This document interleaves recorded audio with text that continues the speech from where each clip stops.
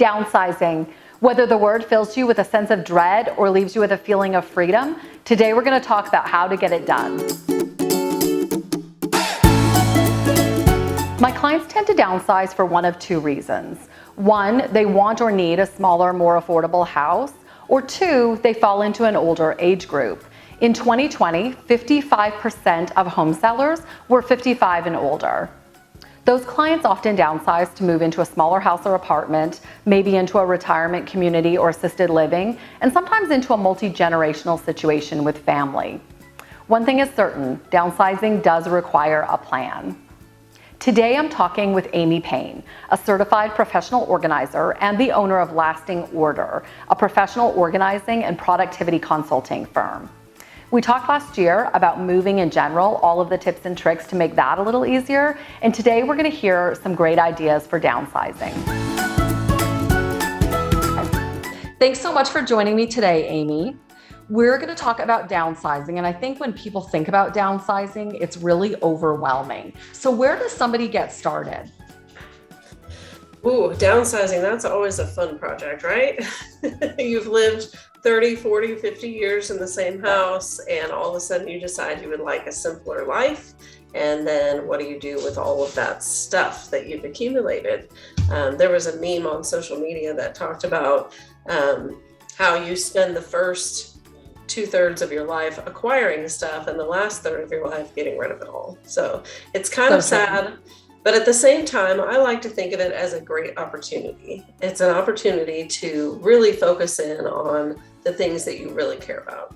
So when you're starting, some people start with, do I want this? What can I declutter? And they start making decisions. They go through rooms and they start making decisions about what to keep and what to get rid of. I like to shift it to the opposite and say, okay, of all the things that I have, which are my favorites? And you pick those items out first. What can I not live without? So one thing that I like to do as well is encourage people, if you were going on, say, a 3-month trip over the winter, or you were going to Florida for 3 months, say, what would you take with you? The items that you take with you are obviously things that you need or you really like. Those are things that you don't want to live without for 3 months. So you start there, and then you can work your way out from there, I guess, to things that you just like or just think are pretty and you just want to display, stuff like that. That's a great way to think about it, because obviously if you're going from a large home to a smaller home, you're not taking everything with you. So Right. that's a really helpful way. What do you do with those sentimental items? How do you handle those things?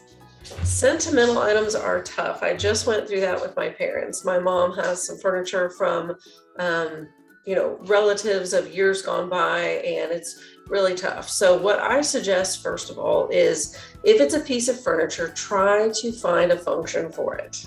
Replace a dresser with a dry sink that's an antique, that's a family heirloom, or, find items that you need to store and find, match it up to that piece of special furniture that you want to store it in. If that doesn't work, at some point, you need to say goodbye. If things just will not fit in your space, you have all the furniture that you need, and there's just no way to incorporate that sentimental item, it's time to try to pass it on to another family member, or be realistic.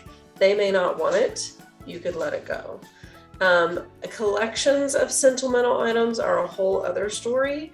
If it's a collection that you have inherited from someone else, I give you permission to let it go. Unless you really love the items yourself, you are not obligated to keep the items that your loved one loved just because you loved them. Right. So, if it's that situation, I use the example of your grandmother's teacup collection. If you loved your grandmother and her teacups bring back great memories for you, maybe save one and make a little montage with a photo of you and your grandma having a tea party.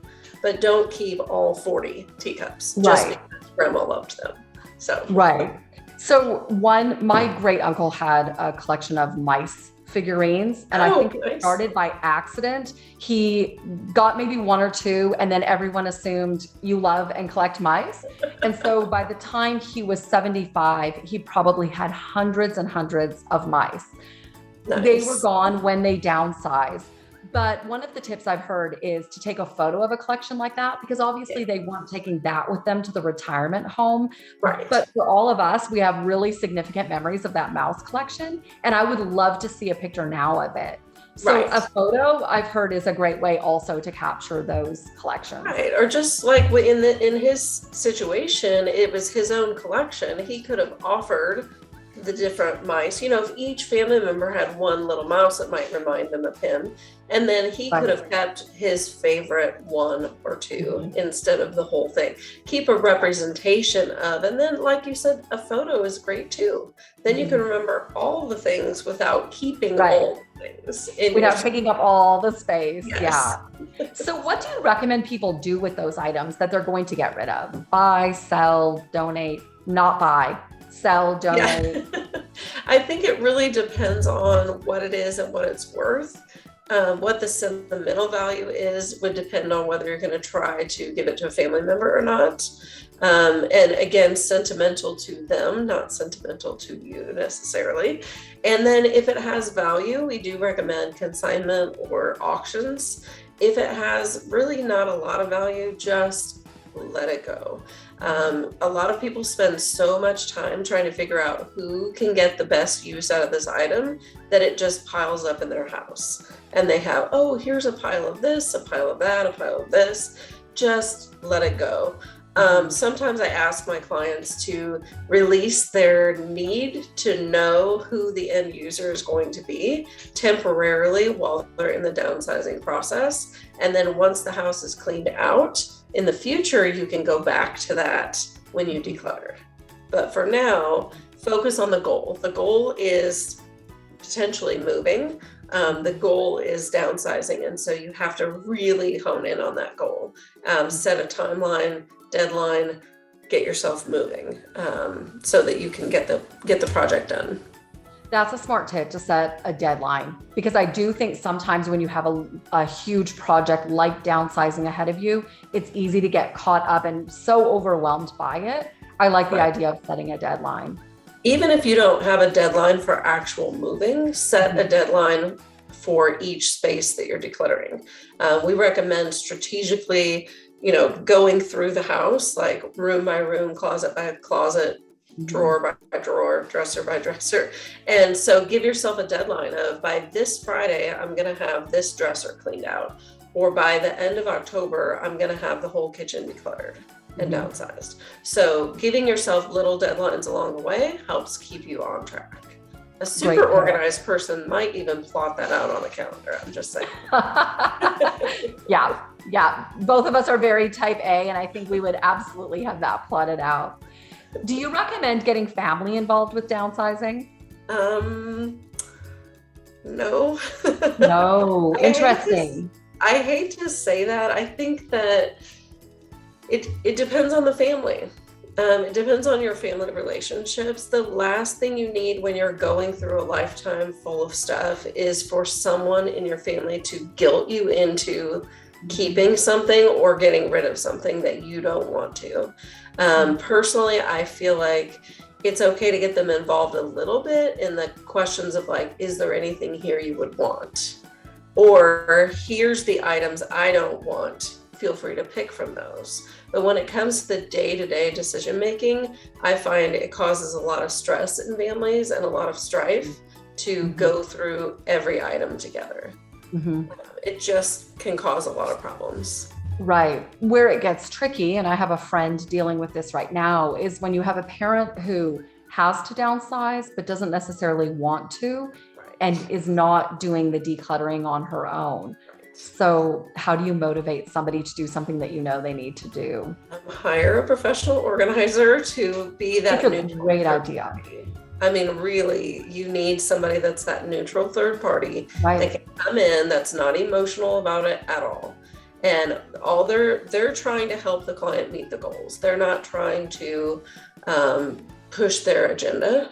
onto the Right. person who's downsizing. So, and they're also not putting up with the shenanigans of, I'm just going to keep everything, because reality, it won't fit.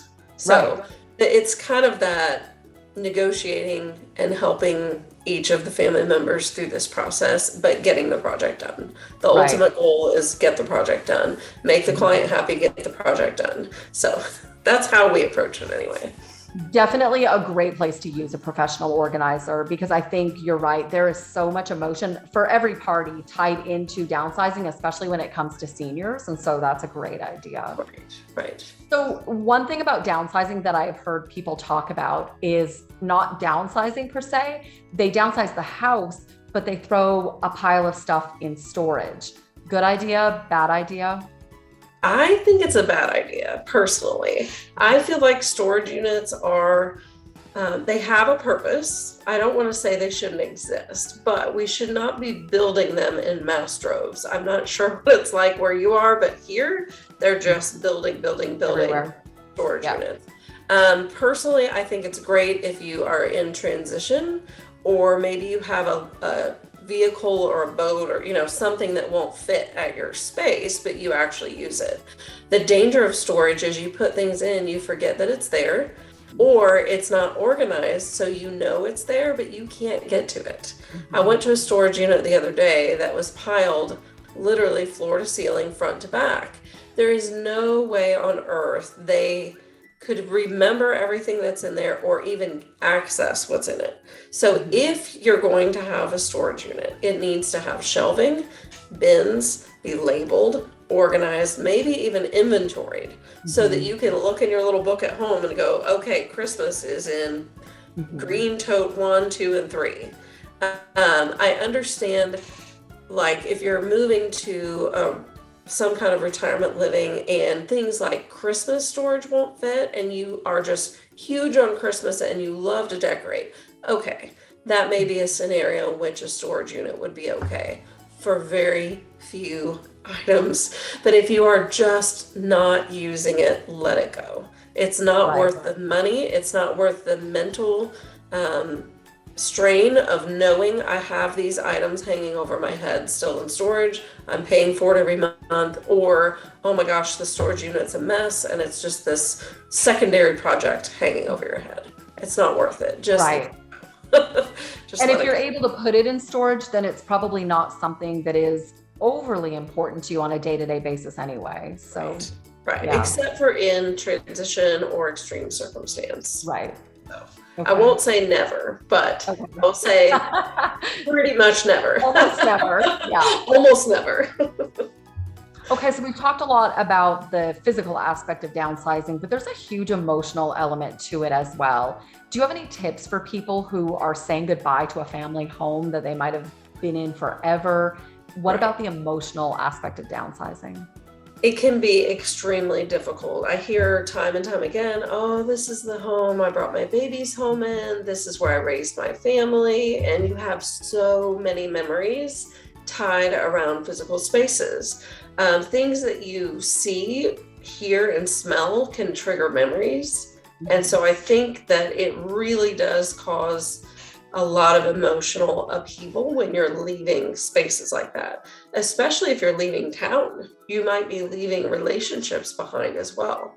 I think ways that you can say goodbye would be to take photos of things. I know when my grandparents were alive, I took pictures of their basement. It was like 70s cool before retro was cool. I mean, it was just left over from the 70s. It was amazing, like a time capsule. And I have photos even of their carpet, of like this stripy 70s carpet. But it actually brings me joy to be able to see their carpet, even though hopefully it's not there anymore when the new person bought it. But probably not. It's not there anymore. I can't visit it anymore. That helped me a lot to be able to take pictures of their space and of their stuff. I think that another thing is just shifting your mindset from looking backward to looking forward. When you're looking backward, you might be longing for things of the past. You might be overly sentimental about things that really have no use or value to you. And when you're looking forward, you're thinking about what's the best thing for me right now? What can I look forward to in my new retirement home? Which items are my absolute favorites that I can enjoy more because I have a smaller space? Or what's going to replace the care of this giant house? Oh, maybe I get to travel more because then, I don't have to deal with this giant maintenance issue in this home and yard. So I think it's really a lot of mindset shift. Unfortunately, you can't make someone else take the mindset shift. They have to do it for themselves. And I think that's what's tough when you're dealing with seniors that don't want to downsize. They're not thinking future. They're not thinking hopeful, exciting, what's coming up, who am I going to meet, what activities am I going to get to do.